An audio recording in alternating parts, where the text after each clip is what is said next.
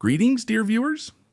The Harley-Davidson motorcycle brand is famous for its long history and established engineering traditions. And if you ask an average person what engines Harleys are equipped with, he will definitely say V-twins, and he will be absolutely right. For many decades, this has been the only engine configuration used on Harley. However, in the history of the iconic American motorcycle brand, there was an experimental model that was equipped with a V4 engine, and optionally, even a V6. It could have debuted before the Honda Magna and Yamaha VMAX. Harley-Davidson Nova, that's the name of the revolutionary motorcycle project that was created to turn the motorcycle world upside down. But for a number of reasons, that didn't happen. Let's take a closer look at this project. You're on the Cross Moto channel. Enjoy watching.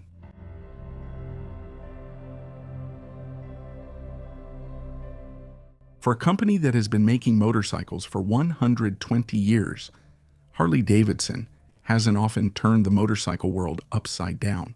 The same V-Rod, while being a radical departure from the company's orthodox principles, was only a minor technological breakthrough. But in the early 80s, the American motorcycle brand had a chance to turn the motorcycle world upside down with a new model called Nova. And to understand what led to the start of work on this project, we need to delve a bit into the company's history during the 1950s and 1960s. In 1953, Indian went bankrupt, and Harley-Davidson remained the only motorcycle manufacturer in the U.S. And its main competition came from British motorcycle manufacturers whose bikes were actively imported into America.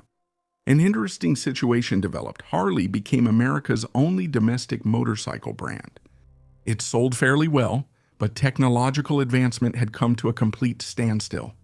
And by the time of World War II, Harleys had already become extremely archaic machines compared to advanced foreign motorcycle models. And then Japanese brands burst into the U.S. market: Honda, Yamaha, Kawasaki.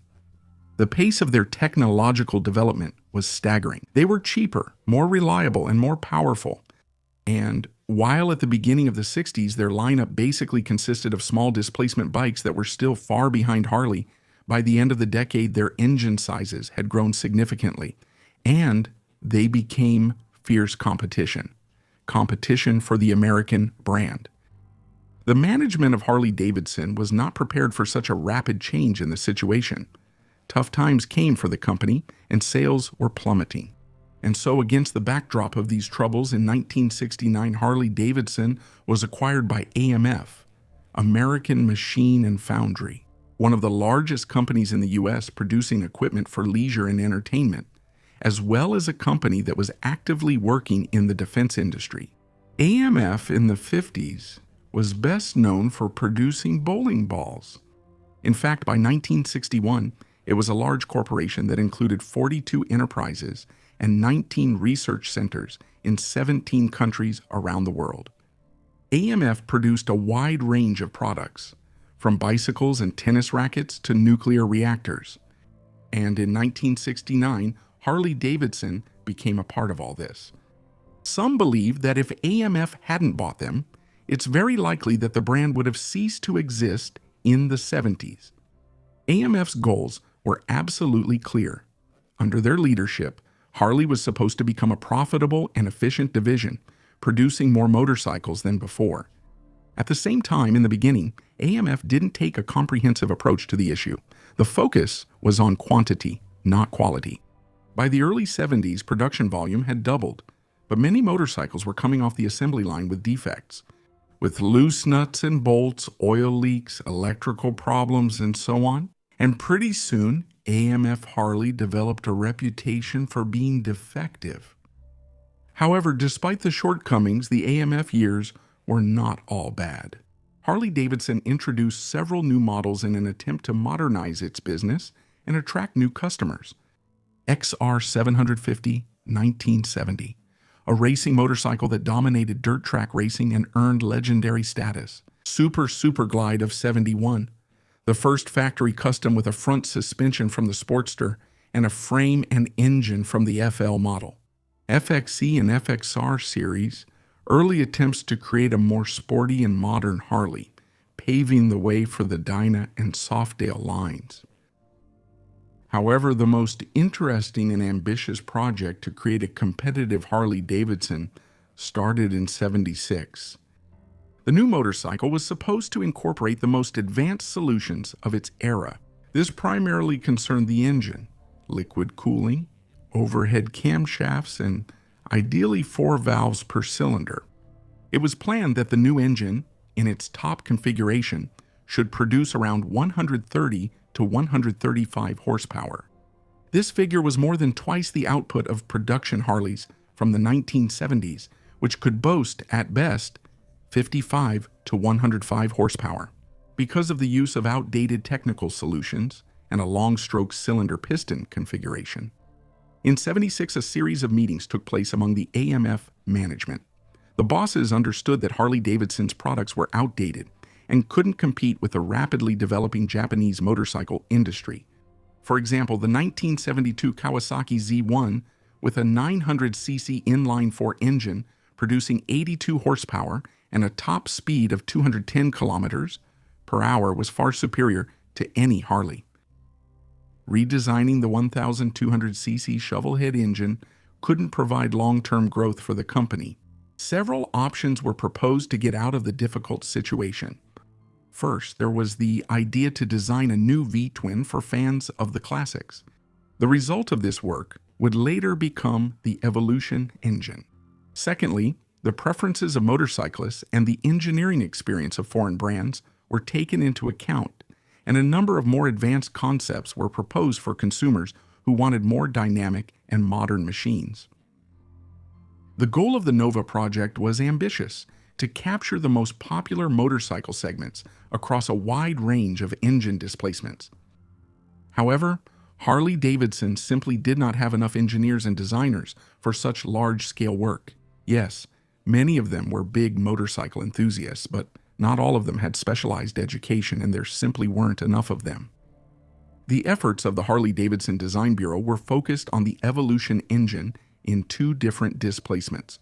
It turned out to be impossible to burden the Design Bureau with an even larger scale project. It was decided to delegate the design work. Harley sent requests to 3 companies, eventually choosing 2, the English company Ricardo and the German company Porsche. The contract was signed with the latter in 1979. Porsche worked on designing the Nova engine and transmission. All chassis development and testing was done in Milwaukee. So the V-Rod is not the first Harley that the Germans have worked on. The Nova project used a very interesting modular design principle. The basis was a cylinder with 2 options for displacement, 200 and 250 cc. They designed 3 types of crankcases and crankshafts for it, all united by a 60-degree V-angle. From this kit, whose parts were highly standardized, it was possible to create a V-twin with 400 and 500 cc V4, with 800 and 1000 cc, and a V6 with 1.2 and 1.5 liters. With cylinder diameters of 66 and 74 mm, their stroke was 58 mm in both cases. The engines were short stroke and could rev up to 10,000 RPM.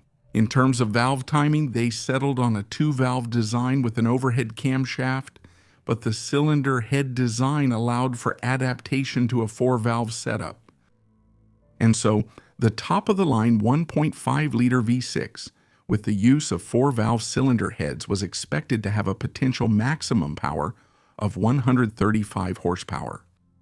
With such a wide range of engine displacements, Harley-Davidson could fill the gaps in the U.S. motorcycle market and ensure Harley's presence on the international stage.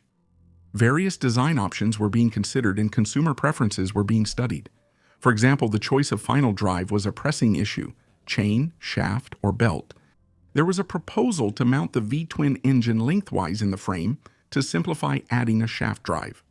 However, they decided to use a belt, which had already undergone comprehensive testing and was used on the FLT model of '79. Initially, the design of the Nova was supposed to be very modern. It was inspired by the best foreign motorcycles. But William Godfrey Davidson, the grandson of William Herbert Davidson, one of the company's founders, made his contribution. He preferred a more classic look for the motorcycle and considered a front-mounted radiator to be sacrilegious. It was Davidson's persistence that led to the radiator, hidden under the seat, becoming a patented feature of the Nova model. 2 air intakes were located on the sides of the dummy tank. The actual fuel reservoir was in 2 bulging side sections under the rider. This placement lowered the motorcycle's center of mass, which had a positive effect on handling and stability. The most promising models were seen as the versions with a V4 engine and displacements of 800 and 1000 C. In fact, in 1981, the launch of a new model was planned for mass production. By that time, about 30 engines and 12 finished motorcycles had been assembled in Milwaukee. The engines had each logged over 2,000 hours of operation, and the motorcycles had covered 100,000 miles each. The machines passed the test without any serious structural damage to the chassis or engine, and several prototypes even met the strict California emission standards. $15 million were invested in the development of the new line of motorcycles. In today's money, that's about $50 million. Additionally, another $1 million was invested in casting molds for the new engine.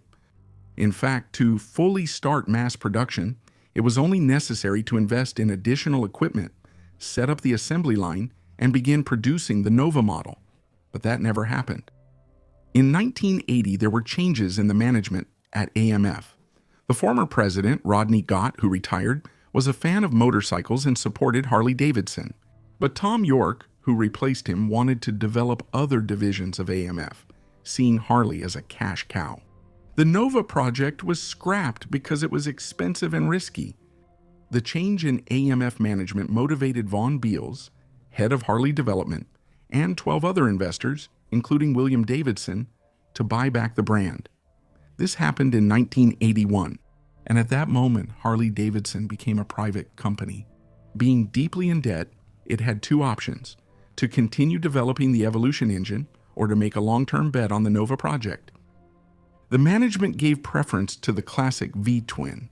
However, Beals continued for several more years, up to and including 1984, trying to find investors for the 4-cylinder project. He and his associates traveled around the US and Europe giving presentations, but no one was interested in the new product. In that same year, 1981, when the launch of the Nova into production was planned, on the other side of the Pacific Ocean, Honda gathered journalists and presented them with 2 pre-production prototypes, the V4 Power Cruiser, V45 Magna, and the Naked Sabre. And a year later, these models went into mass production and appeared on the market. Harley-Davidson had every chance to become a pioneer among brands producing powerful motorcycles with a V-shaped 4-cylinder engine. And the Nova could very well be in the pantheon of legendary motorcycles that changed the motorcycle industry, like the VMAX, Magna, or Viffer. However, due to the circumstances, that didn't happen. That's an interesting question. If the project succeeded, how would the brand's fate have changed? What would have happened if, instead of developing the Evolution engine, the focus had been on new V2, V4, or V6 engines? The chairman and CEO of Harley-Davidson, Jeff Blesting, gave his answer. "You never know for sure," he said. "You have to get the most out of any decision you make because you don't have the opportunity to play both sides." We are certainly not dissatisfied with how our fate turned out. That's the story of the Nova project from Harley-Davidson, my friends. And those curious about the history of installing V4 engine layouts on motorcycles will soon be able to enjoy a big episode from the A Few Words series. Just a little patience.